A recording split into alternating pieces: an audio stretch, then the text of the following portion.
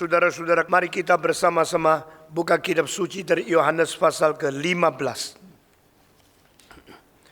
Yohanes pasal ke-15, kita mengulangi ayat yang ke-5. Yohanes pasal 15, ayat yang ke-5. Akulah pokok anggur dan kamulah ranting-rantingnya. Barang siapa tinggal di dalam aku dan aku di dalam dia, dia berbuah banyak. Sebab di luar aku, kamu tidak dapat berbuat apa-apa. Ayat ke-6, barang siapa tidak tinggal di dalam aku, ia dibuang keluar seperti ranting dan menjadi kering. Kemudian dikumpulkan orang dan dicampakkan ke dalam api, lalu dibakar. Jika kamu tinggal di dalam aku, dan firman-Ku tinggal di dalam kamu, mintalah apa saja yang kamu kehendaki, dan kamu akan menerimanya. Dalam hal inilah Bapa-Ku dipermuliakan, yaitu jika kamu berbuah banyak, dan dengan demikianlah kamu adalah murid-murid-Ku. Kita bersyukur kepada Tuhan, ini merupakan satu di antara 5 analogi yang dipakai Yesus Kristus dengan sesuatu hubungan organik antara Kristus dan jemaat. One among 5 illustration and analogy concerning the relationship between the Lord Christ and His church. 5 ini semua mempunyai arti yang sungguh-sungguh dalam sekali. Tuhan Yesus mengkibarkan Dia sendiri dan gereja sama seperti suami dan istri. Hubungan yang intim dan hubungan yang organik. Ini hubungan tentang life and life. Yesus ada sumber hidup, kita menerima hidup daripada Dia. Jadi gereja dan Kristus mempunyai hubungan seperti suami istri yang begitu dekat, begitu intim, begitu penting adanya. Saudara-saudara, ini analogi pertama. Nah, Yesus berkata, aku adalah batu penjuru yang menjadi dasar dari seluruh rumah gereja dibangun di atasnya. Hubungan antara Kristus dan gereja, analogi kedua, yaitu dasar fondasi rumah dan bangunan di atasnya. Adakah rumah tanpa fondasi? Kalau ada, pasti tidak kuat. Adakah fondasi yang tidak ditaruh rumah di atas, fondasi itu menjadi tidak berguna. Sebagaimana pada waktu gempa bumi datang, rumah itu sangat tergantung fondasinya berapa kuat. Di Kemayoran gereja kita tentukan satu tiang untuk menopang beratnya gedung yang begitu besar. Paling sedikit bisa menahan 120 ton. Kalau sudah menahan 120 ton, baru gereja itu bangun dengan aman. Tetapi akhirnya waktu dihitung, yang menjadi ahli hitung fondasi, akhirnya memberikan kepada kita jaminan lebih. Dengan sendirinya uang juga lebih. Karena setiap tiang itu bisa menerima 200 ton. Saudara-saudara. Nah di sini barang yang tidak kelihatan itu bagian lebih penting dari yang kelihatan. Yang kelihatan di atas, yang tidak kelihatan di bawah. Orang kalau foto bagian yang kelihatan, tidak foto bagian yang tidak kelihatan. Tapi orang yang mengenal bangunan, mereka mau lihat fondasinya bagaimana. Berapa banyak rumah yang tinggi, termasuk salah satu 22 susun di gedung panjang. Akhirnya harus dibongkar sampai habis, sebab fondasinya tidak beres. Satu lagi yang adalah center point dibangun di dekat itu Bank Dewa Ruci yang berada di tempat pusat Jakarta, dekat tempatnya Anggrek Mall. Itu sudah selesai semua, dijual $100 juta. Akhirnya diperintahkan bongkar habis karena fondasinya tidak beres. Kita tidak boleh main-main. Jikalau bangunan pun harus ada fondasi yang kuat, apalagi iman. Gereja yang tidak mau doktrin, tidak mau ajaran, tidak mau teologi, itu gereja yang matanya buta. Gereja yang matanya pandang dekat, Mereka tidak tahu gereja akan roboh. Gereja yang besar mulai roboh. Karena apa? Terhadap uang, tidak jujur pendetanya. Terhadap seks, tidak mengikat diri dan tidak kontrol adanya. Mereka tidak berfondasi iman, tidak berfondasi moral. Satu-satu hancur. Sebab kenapakah Stephen Tong begitu ketat dan kelihatan begitu bengis, mengeritik ini, mengeritik itu? Karena saya menginginkan engkau menjadi orang Kristen yang berfondasi. Amin. Saudara-saudara, engkau sekarang tidak berterima kasih kepada saya. Sampai engkau sudah di surga, engkau lihat kembali, engkau bersyukur kepada Tuhan. Sepanjang engkau hidup, pernah ada pendeta yang mentegaskan hal yang begitu penting dengan keadaan yang begitu tegas kepada kamu. Yesus berkata, I am the foundation and you are the building upon me. I am the cornerstone of the house and you are the building upon me. Yesus tidak kelihatan Yesus tidak penting karena dia di bawah, dia tertanam, dia fondasi. Tapi tanpa fondasi, menopang keberatan dari bangunan di atas, bangunan itu tidak ada arti apa-apa. Saudara-saudara sekalian, ini analogi yang kedua. I am the cornerstone, I am the foundation. You church, you are building upon me. I am the husband, you are the wife. So husband love his wife and the wife should obey her husband. Ini merupakan prinsip daripada analogi dan dari sesuatu hubungan di tengah-tengah Kristus dan gerejanya yang nyata. Ketiga, Yesus mengatakan, I am the shepherd, then you are my sheep.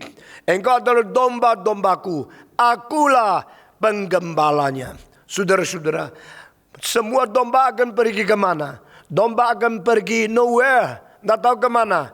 Menurut apa yang dipelajari, domba adalah salah satu macam makhluk yang paling tidak mempunyai kesadaran arah. Saudara-saudara, kalah sama anjing. Engkau jangan kira anjing pinter loh. Kalau kamu hilang arah, mungkin tidak bisa pulang. Anjing bisa pulang. Dia mencium baunya siapa. Cium-cium lagi, kencingnya sendiri. Nah, kan dia ke sini sana cerit, kencing sedikit-sedikit. Itu bukan main-main. Dia membuat tanda nanti kalau saya pulang dari guru ini.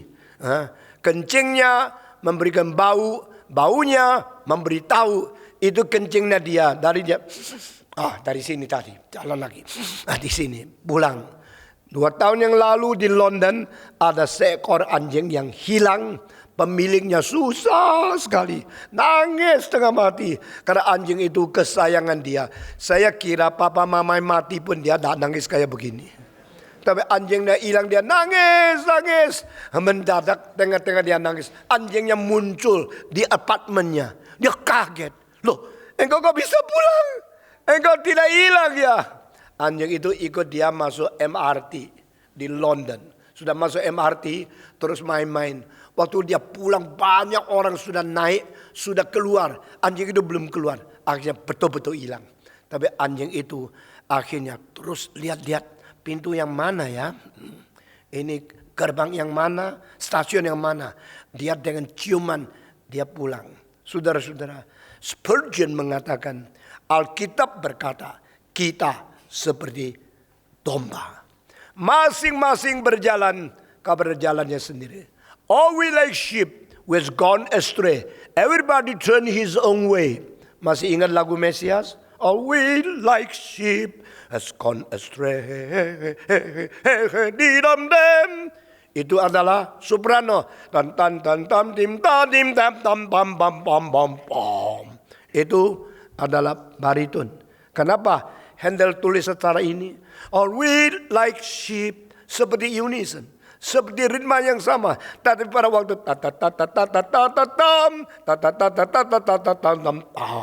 berarti satu ke atas, satu ke bawah, satu ke tinggi, satu ke rendah, satu ke kanan, satu ke kiri. Handel menulis musiknya mengilustrasikan apa arti kalimatnya. Ini agung sekali. That is one of the greatest masterpiece of all time. It illustrating the meaning of the lyric according to the music and the melody. Saudara-saudara, di sini kita melihat Yesus berkata, kamu domba, aku gembala. Aku ada gembalamu, kamu ada dombaku. Kamu kurang ajar, kamu suka menyeleweng, tapi aku membawa kamu pulang. Spurgeon mengatakan, kenapa are we like sheep? 150 tahun yang lalu, pangeran khotbah, the prince of the preachers, mengatakan dengan tulisan, kenapa Alkitab mengatakan, are we like dog? Kenapa tidak kan, are we like cat?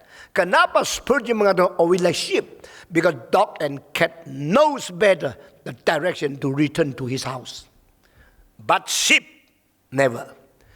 Orang Kristen mempunyai kelemahan, semaunya sendiri. Kalau sudah cokol 1-2 kalimat, kira ngerti, semau sendiri. Yang paling cilaka, yaitu pemimpin-pemimpin pendeta tafsir Alkitab sembarangan, lalu mensesatkan puluhan ribu anggota menjadi orang yang seperti tidak kenal firman Tuhan. Saudara-saudara sekalian, saya sangat sedih dan saya harus mengembalikan dengan tenaga satu orang memutar balik satu zaman, itu tidak gampang. Maka mereka benci kepada saya. Stephen Tong tidak Roh Kudus, jangan dengar khotbah dia. Ini rumor sudah disiarkan 35 tahun. Lalu bikin saya punya kebaktian sepi. Kenapa tidak Roh Kudus? Karena Stephen Tong tidak percaya Roh Kudus. Kenapa tidak percaya Roh Kudus? Karena Stephen Tong tidak ada karunia. Apa karunia? Itu karunia. Kalau ada itu, ada Roh Kudus. Kalau tidak ada itu, tidak ada Roh Kudus. Kalau ada mujizat, ada Roh Kudus. Kalau tidak ada kesembuhan, tidak Roh Kudus. Yesus berkata, hari itu engkau berkata kepadaku, bukankah kami menyembuhkan orang sakit demi namamu? Bukankah kami bernubuat demi namamu? Bukankah kami melakukan tanda ajaib demi namamu? Bukankah kami mengusir setan demi namamu? Yesus berkata, dengan sesungguh-sungguhnya aku berkata kepadamu, aku tidak pernah kenal kamu. Nyala engkau dari saya. Aku tidak pernah mengenal kamu yang berbuat jahat. Saya kadang-kadang tanya, orang melakukan mujizat berbuat jahat kah? Orang yang bernubuat berbuat jahat kah? Orang yang menyatakan kuasa ilahi berbuat jahat. Bukan itu caranya bikin orang percaya. Alkitab mengatakan, faith comes by hearing, bukan healing. Faith comes by hearing. Kalau firman tidak khotbah dengan benar, iman pasti palsu. Kalau hanya mau lihat mujizat, ditipu oleh iblis. Saudara-saudara sekalian, sekarang sudah banyak orang Kristen yang tidak beres sama sekali.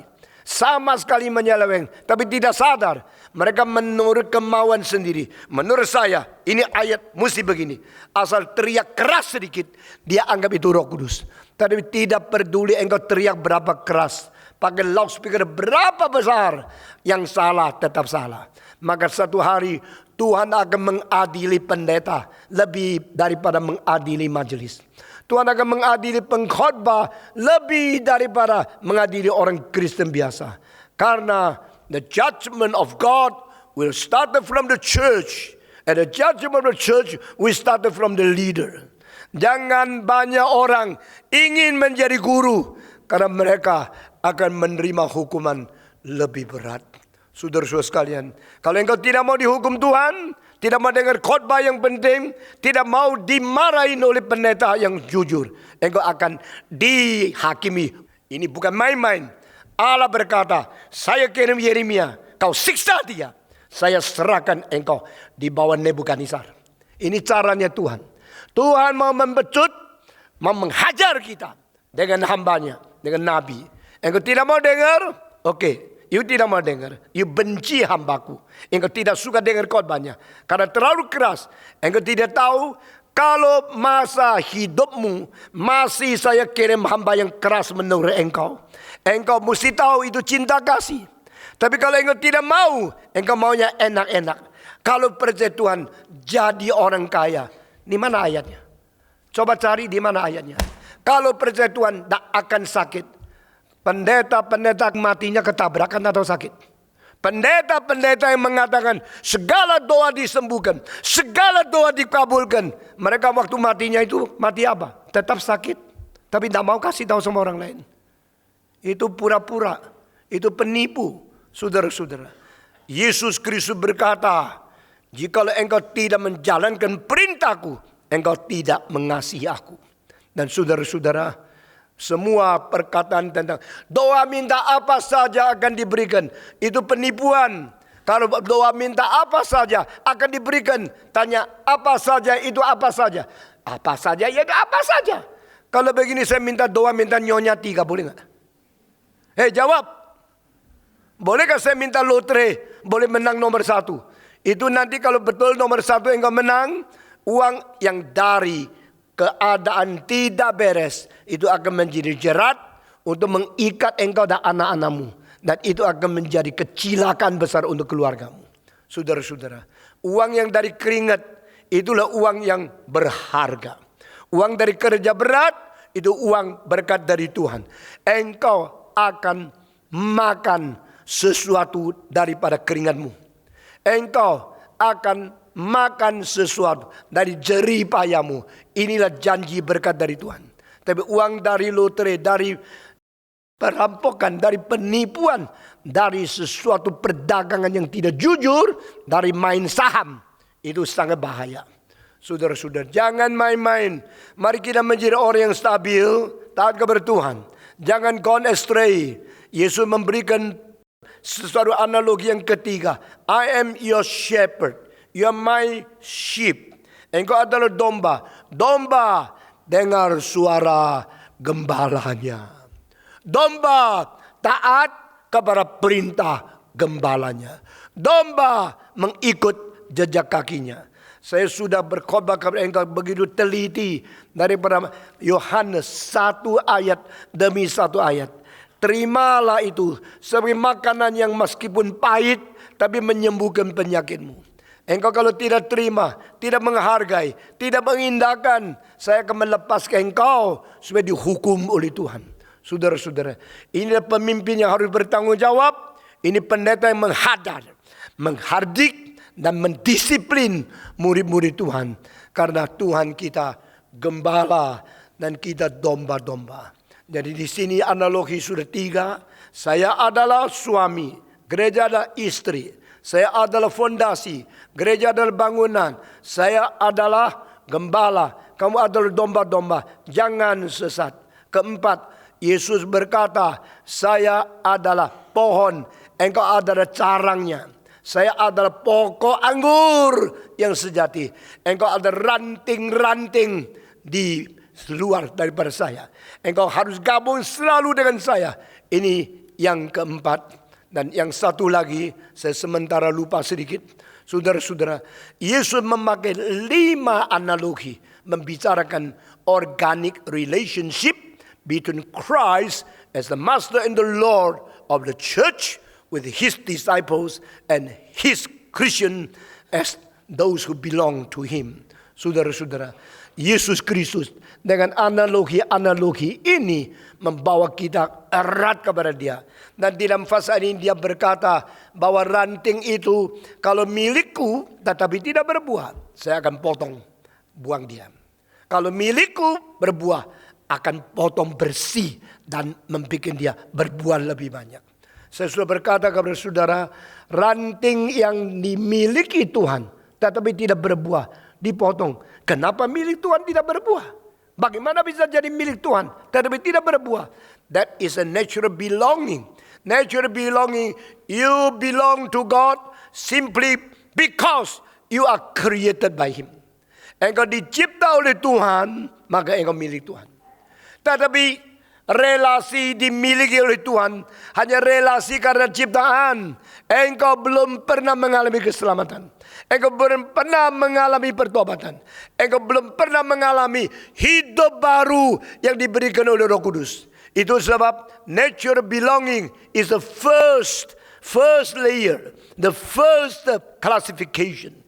Dia klasifikasi seperti ini, engkau hanya dicipta Tuhan, maka engkau dimiliki Tuhan. Besi dicipta Tuhan, bumi dicipta Tuhan, monyet dicipta Tuhan. Seluruh dunia dan semua isinya adalah milik Tuhan. Ini Mazmur 24 ayat ke-1 dan ke-2. All on this earth is belong to God. Created by God. Tetapi orang Kristen bukan pemilikan natural. Orang Kristen mempunyai status pemilikan supranatural.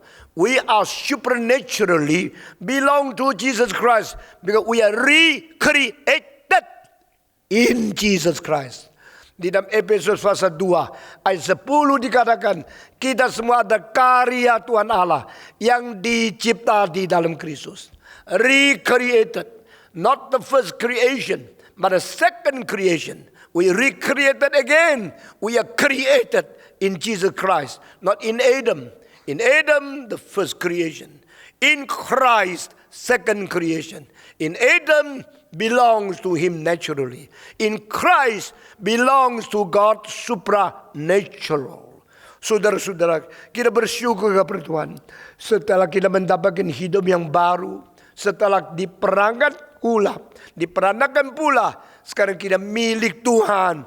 Karena Dia telah membeli kita dengan darahnya yang bersifat ilahi. With His divine blood, He purchased us, return to Him as His own children. Kita bersyukur kepada Tuhan. Dan di sini Yesus sekali lagi berkata di dalam ayat kelima, akulah pokok anggur dan kamulah ranting-rantingnya. Barang siapa tinggal di dalam aku dan aku di dalam dia, dia berbuah banyak. Sebab di luar aku kamu tidak dapat berbuat apa-apa. You can do nothing without me. Engkau tidak bisa berbuat apa-apa di luar aku. Berani sekali ya.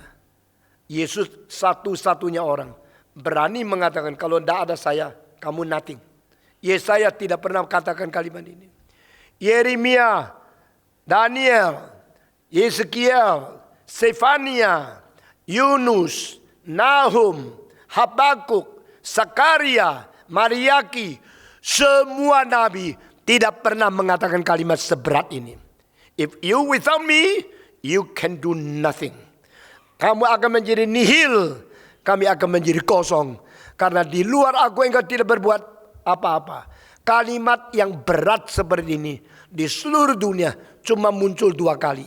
Satu kali 500 tahun sebelum Kristus dibicarakan oleh Konghucu.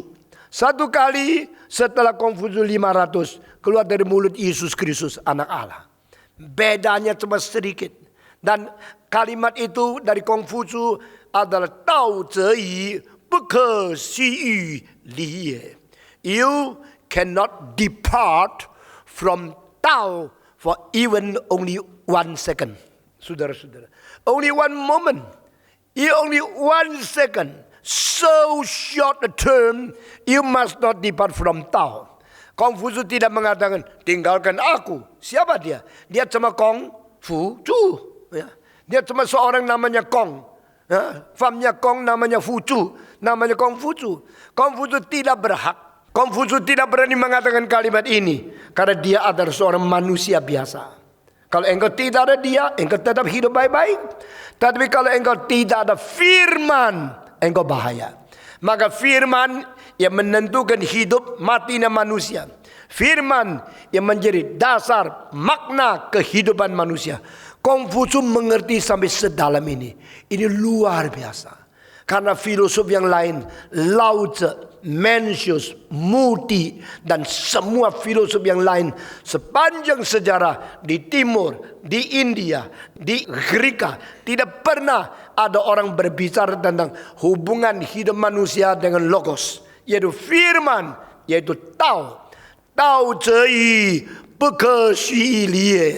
You can never depart from Tao even for 1 moment, even for 1 second, because you live depend on Tao.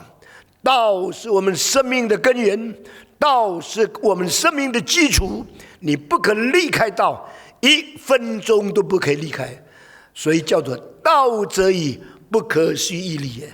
Nah saudara, tetapi kelemahan dari filsafat manusia adalah mengetahui sesuatu kebenaran secara samar-samar, tapi tidak bisa menonjolkan keabsahan dan kedetailan daripada pengertian itu.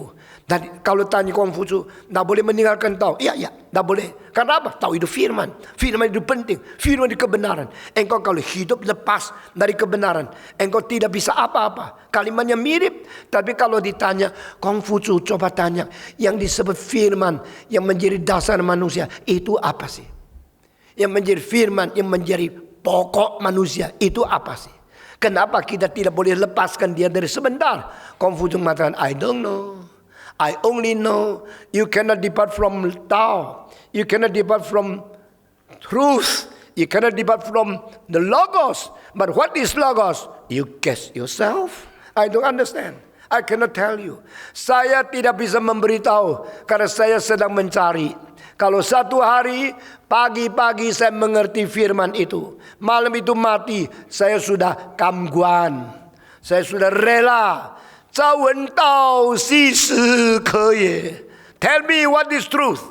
Tell me what is the Logos. And even at that evening I should die. I am ready to accept the fact I should die. But I don't know. I'm seeking after. Inilah filosofi yang besar. Ini filosofi yang agung. Ini filosofi yang penting. Karena dia jujur. Banyak pengajar, baik di dalam profesor, di dalam guru, banyak di dalam politikus, semua bicara tidak bertanggung jawab. Ngomong kosong tok, akhirnya engkau sudah ditipu. Dia sudah cari uang banyak. Dia mengambil uangmu, menerima segala sesuatu untuk dia. Tapi engkau digeletakkan, engkau dibiarkan begitu saja.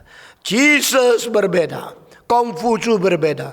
Konghucu berani mengatakan ada firman. Kita perlu firman. Saya sendiri mencari firman. Firman itu begitu penting. Tanpa firman kita tidak bisa hidup. Tapi waktu engkau tanya, firman itu apa? Dia jujur mengatakan, aku tidak tahu. Aku sendiri tidak tahu. Lalu kembali kepada Yesus Kristus. Ada firman? Ada. Firman itu apa? Akulah kebenaran. Akulah hidup. Akulah jalan. The only one who truly honest and substantially confess he is the truth himself is Jesus Christ. No other person. Kita harus bersyukur kepada Tuhan. Kita percaya kepada Yesus. Bukan kepada nabi yang lain. Bukan kepada pendiri agama yang lain.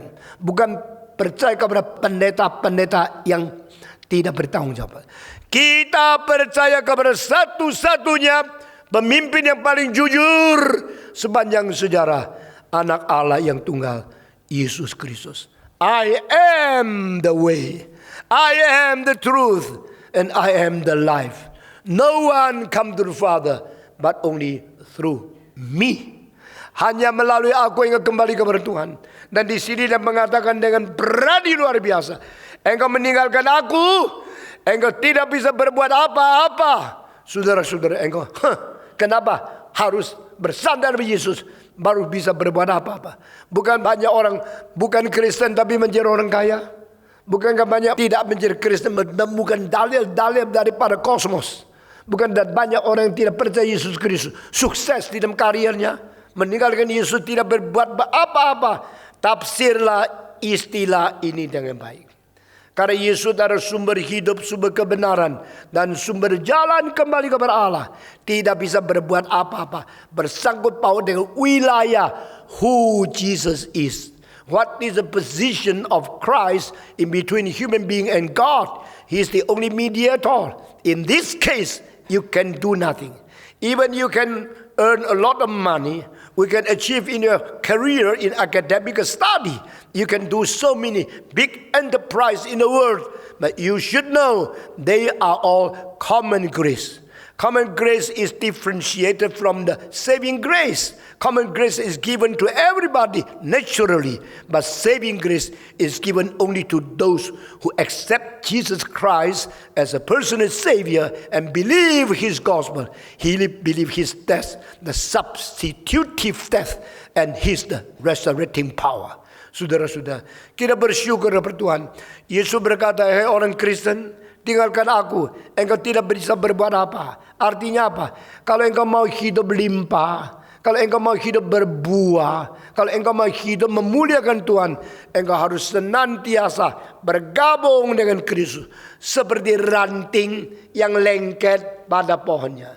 Ranting yang sudah dipotong akan dibuang, diinjak, lalu dibakar menurut ayat-ayat selanjutnya. Tapi ranting yang tidak dipotong karena sudah berbuah meskipun sedikit, dia akan gunting daunnya sehingga ranting itu menerima vitamin semaksimal mungkin dari pokok anggur itu.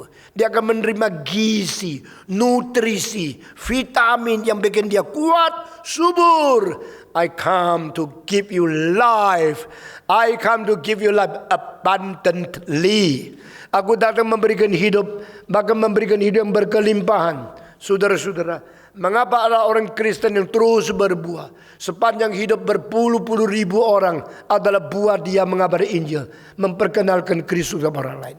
Kenapa ada orang Kristen sudah puluhan tahun tidak pernah berbuah sebatang kara terus? Karena apa? Karena engkau tidak mau digunting, engkau tidak mau dipotong, dibersihkan. Saudara-saudara, satu kali saya duduk di bawah pohon, lalu tunggu perintah rektor saya. Ibu rektor bawa 2 gunting. Stephen Tong, engkau ambil 1, saya ambil 1. Mari kita potong. Saya bilang, potong apa? Potong daun. Kenapa dipotong?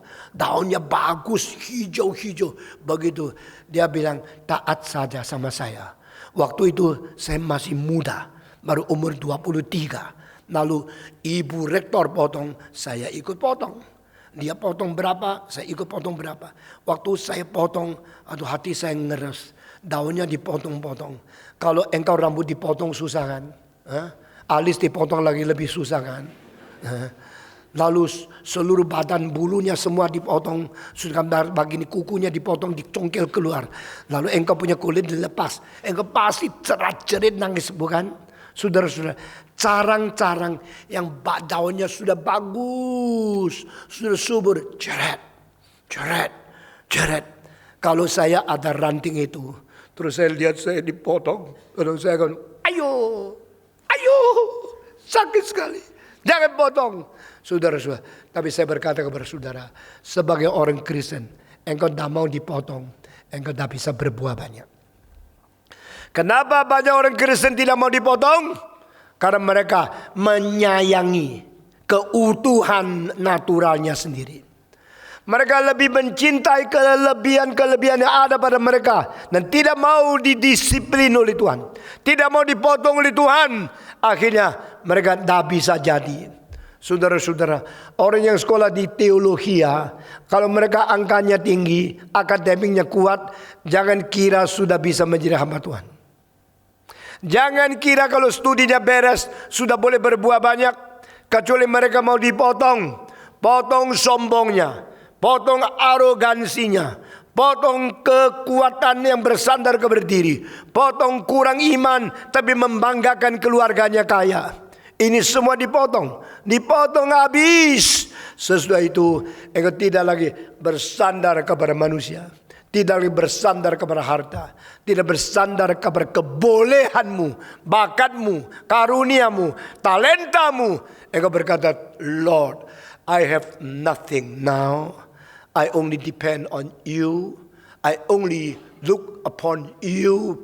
Please grant me your grace. Grant me your presence. Grant me your power to bear the fruit for you. Orang yang sudah dipotong, sudah dibersihkan daunnya, mulailah dia bisa berbuah. Saudara-saudara, saya nak ngerti. Lalu saya tanya ibu rektor itu, kenapa dipotong kayak menjadi jelek? Pohon tadi bagus, di bawahnya tidak kena matahari, di bawahnya kena angin sepoi-sepoi, enak sekali. Sekarang dipotong gundul, jelek kayak begini. Kenapa dipotong? Saya tidak mau bantah, saya cuma mau tanya apa sebabnya dipotong. Dia membocorkan satu kalimat. Saya sampai hari ini masih menikmati. Karena getih yang berada di pohon ngalir ke dalam ranting. Lalu ranting itu kebanyakan daun turun mengambil habis kesuburan dari getih itu. Akhirnya tidak ada kekuatan untuk berbuah. Setelah dipotong, getihnya jalan sampai di sini, berhenti. Karena sudah dipotong. Tidak lagi ditarik, tidak lagi diambil oleh daun-daun itu. Lalu dari situ dia balik. Kelebihan getih itu menjadi limpah. Setelah menjadi limpah, menjadi buah. Nah disitulah. Kesuburan itu tidak dihamburkan. Kesuburan itu tidak dibuang-buang. Kesuburan akan konsentrasi untuk memproduksikan buah-buah menurut rencana Tuhan Allah. Oh, saya baru tahu. Saya baru tahu hidup saya perlu dipotong. Saudara-saudara, saya harus ngakui. Engkau nak ngakui ya sudah, aku ngaku sendiri. Stephen Tong sangat berbakat. Setuju enggak? Sangat berkarunia. Saya sangat bertalenta. Suruh saya gambar peta seluruh dunia. 40 detik saya selesai. Seluruh bumi. Jarang, hampir belum pernah ketemu orang seperti ini. Saya sudah hafal zaman apa, raja apa. Itu tahunnya, namanya. Saya bisa ingat banyak, kecuali tadi lupa satu.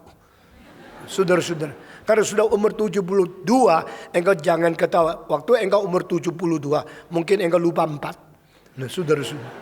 Nanti kalau saya ingat saya kasih tahu lagi. Nah, dengan keahlian saya tahu saya bakat banyak. Saya karunia banyak. Tetapi apa boleh buat? Saya bisa sombongkan. Stephen Tong lumayan loh. Hebat loh. Sekolahnya cepat loh. Pengetahuannya limpah loh. Semua itu akan merintangi, menghambat saya punya hidup berbuah. Maka Tuhan potong habis. Akhirnya bersandar kepada Tuhan. Saudara-saudara, saya melihat ada orang di Jakarta sekarang masih hidup. Tahun 1957 bulan Januari tanggal ke-9 sama-sama dengan saya berdiri di hadapan Tuhan, menyerahkan diri menjadi hamba Tuhan. Sekarang sama sekali tidak berguna. Sakit, sudah stroke, tinggal di atas tempat tidur dan tidak berbuah apa-apa. Saya sudah umur 72, 1 tahun masih mengelilingi lebih daripada 30 kota, berkhotbah di antara 5 kota, setiap minggu hadir. Ini bukan mungkin dikerjakan oleh manusia biasa. Tadi ada seorang di airport, langsung datang duduk dengan saya di waiting room. Are you Stephen Tong? Saya bilang, iya. Saya ingin mendapatkan sesuatu rahasia darimu. Saya bilang, saya tidak ada rahasia. Rahasianya ialah, kok bisa ya? Umur 70 lebih, keliling 5 kota 1 bulan. Saya menjawab, kenapa tidak bisa? Dia bilang, kenapa bisa? Saya jawab, kenapa tidak bisa? Kenapa engkau bisa? Staminanya dari mana? Kekuatan dari mana? Engkau tidak baca kitab suci. Semua dari Tuhan kan. The grace of God is upon me. I'm not too old, only 72. Engkau bilang I'm 27.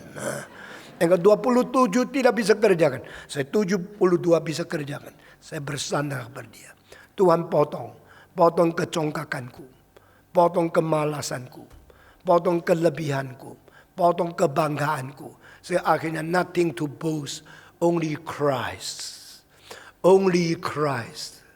You have a Christ, you have everything. You have not Christ, you have nothing. Depend on myself, I am nothing.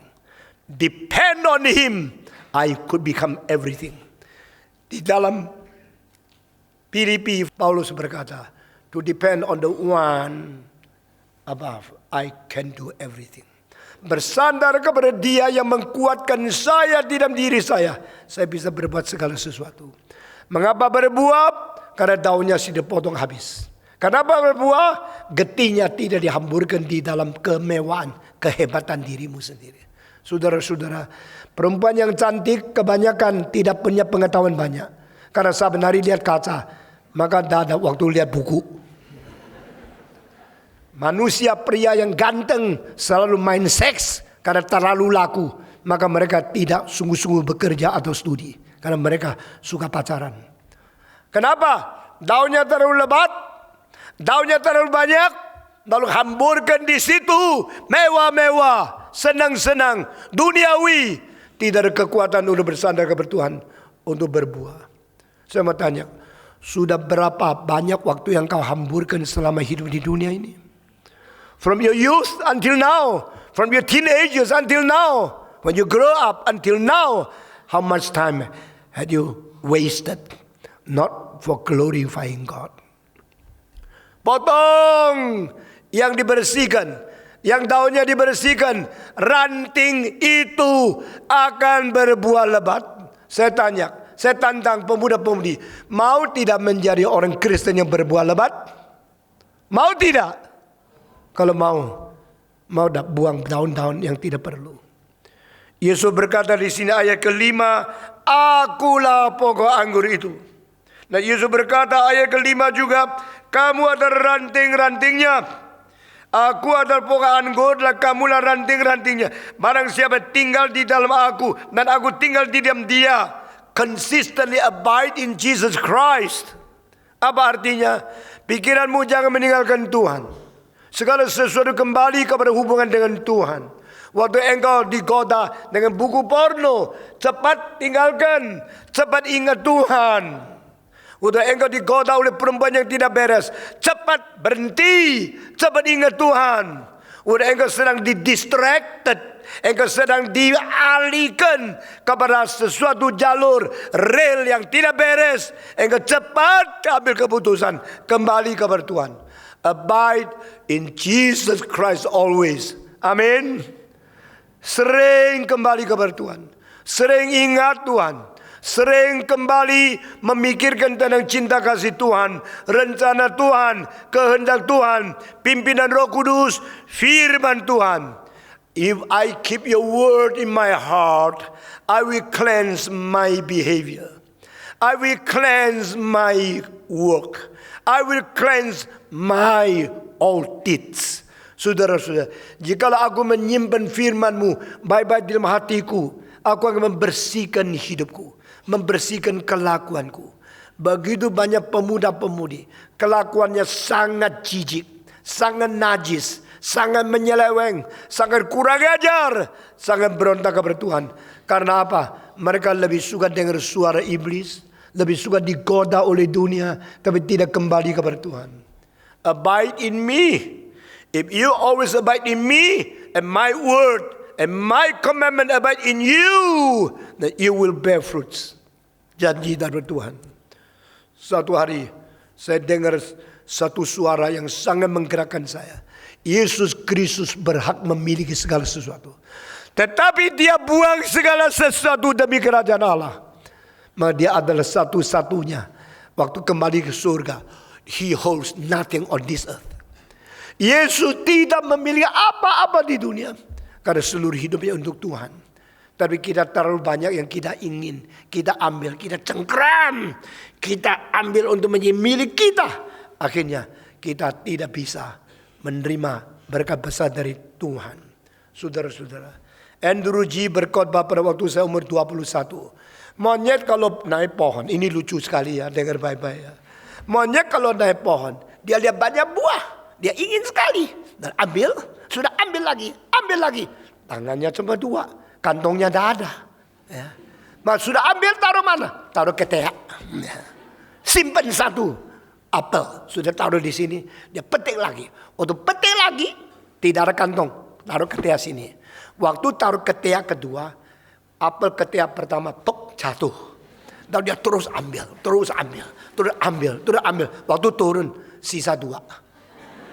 Ya, inilah dunia. Bagaimana hebat cari uang waktu engkau ke surga, sisa 2. Sisa sedikit. Sisa yang cukup bagi engkau makan saja. Orang kayanya beratus-ratus miliar juga tidak dipakai. Andrew G. berkata, ada tempat tidur 100, engkau setiap malam cuma tidur 1. Kalau giliran 100 dipakai, cuci spray terlalu capek. Andrew G. mengatakan, kalau engkau mempunyai 100 pakaian, semua mahal-mahal, sebenarnya yang dipakai, apalagi di Indonesia, cuma 1. Kalau semua dipakai, mati kepanasan. Saudara-saudara, kalau engkau ada makanan berapa ratus mangkok, yang kau perlu cuma 1. Yang kau makan semua, sakit perut, kegendutan, jalannya susah. Ini terus dipikirkan. Engkau bikin ilustrasi lebih banyak lagi. Ini lucu sekali kok. Saudara-saudara, ingatlah, jangan seperti monyet semua. 1, 2, 3. Jangan seperti monyet. Balik. Akhirnya sisa 2. Itu saja. Lalu yang lain semua tergeletak. Mau bawa pulang tangannya cuma dua. Susah sekali. Saudara-saudara, this world is not our everlasting home. Our home is there. Satu kali saya dengar Andrew Jumat. Engkau tidak bisa cari makan. Engkau mesti malu. Karena engkau kalah sama semut. Oh, saya kaget. Engkau tidak bisa cari makan. Engkau harus malu. Engkau kalah sama semut. Di dunia tidak ada semut yang tidak bisa cari makan. Semua 1, 2, 3. Di dunia tidak ada semut yang tidak bisa cari makan. Semua semut langsing, tidak terlalu gendut. Karena tidak over kolesterol, saudara-saudara. Semua semut jalannya lincah. Semua semut sopan santun. Ketemu teman pasti jabatan tangan. Pakai ini ya, bukan pakai tangan. Tidak ada yang terus pergi. Pura-pura tidak ngerti. Tidak ada. Semua semut mempersiapkan makanan untuk musim dingin.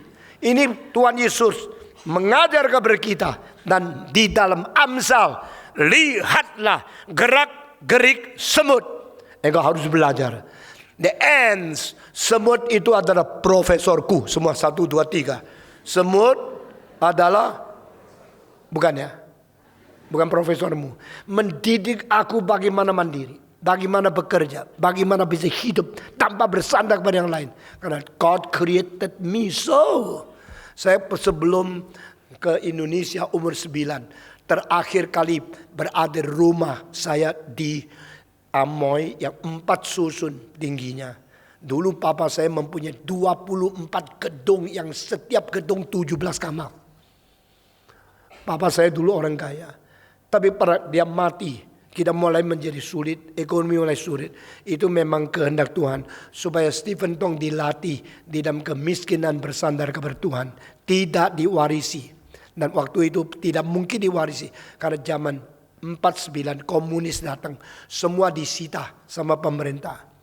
Pada waktu rumah itu satu persatu akhirnya dikembalikan kepada kita. Saya sudah umur 60 lebih. Nah saudara-saudara, setelah saya mendapatkan warisan sedikit, saya bagi kepada orang miskin. Semua saya selesaikan. Saya tidak ada apa-apa.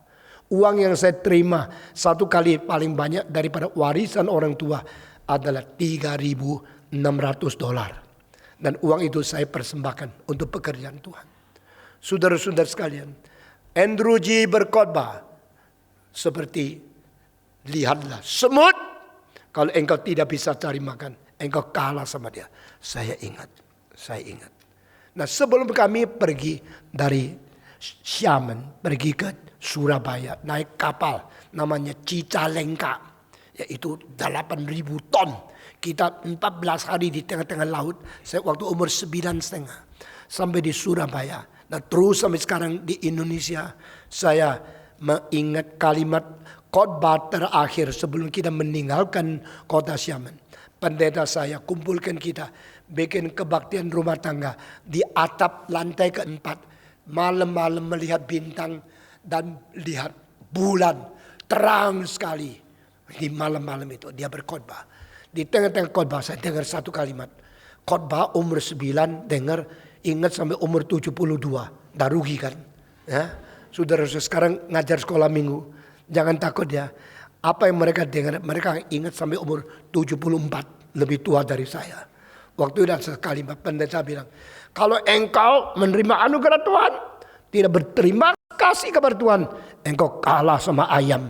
Wah sudah dengar khotbah, jangan kalah sama semut. Sekarang dengar khotbah lagi, jangan kalah sama ayam. Saya penasaran, apa ini?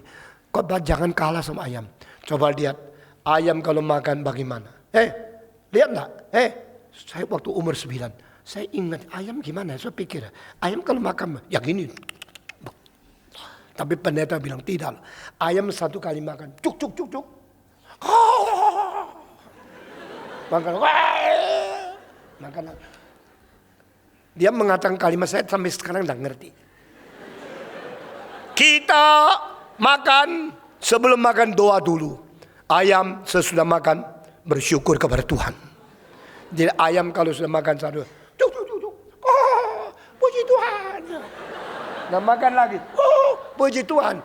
Kalau engkau menikmati anugerah tidak puji Tuhan, tidak bersyukur kepada Tuhan, engkau kalah sama ayam. Mulai hari itu saya janji tidak mau kalah sama semut. Dan janji tidak mau kalah sama ayam. Baik nggak?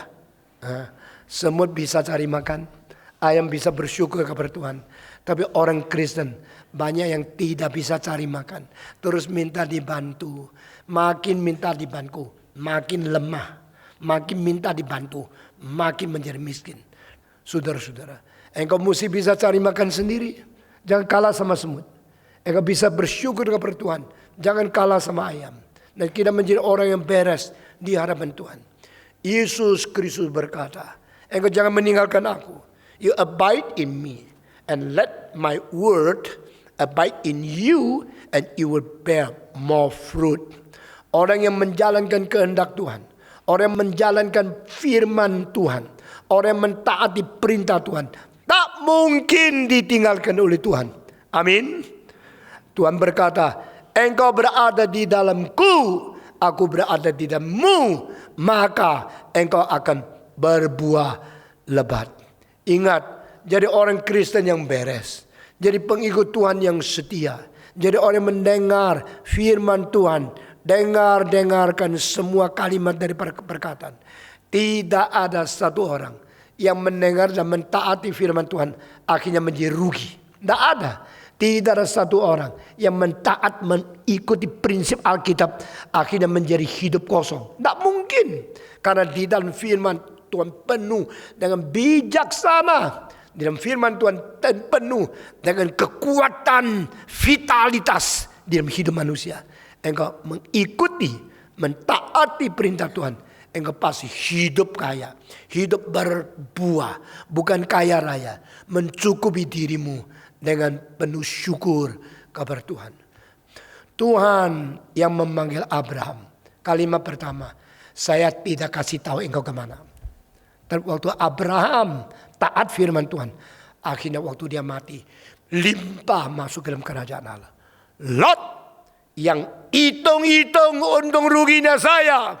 Pilih tanah yang paling subur. Biar orang tua mati pensiun. Karena engkau sudah ketinggalan zaman. Lot itu akhirnya. Hari terakhirnya. Istrinya menjadi tiang garam. Kedua anak perempuan berzina sama dia. Dia terkurung di gunung. Di gua. Dan sisa hidupnya tidak ada arti. Kedua anak perempuan melahirkan dua bangsa. Yaitu bangsa Moab. Dan bangsa Amon yang dibuang oleh Tuhan 10 generasi pun tidak boleh masuk ke dalam bait Allah. Jangan main-main. If you abide in me and my word abide in you.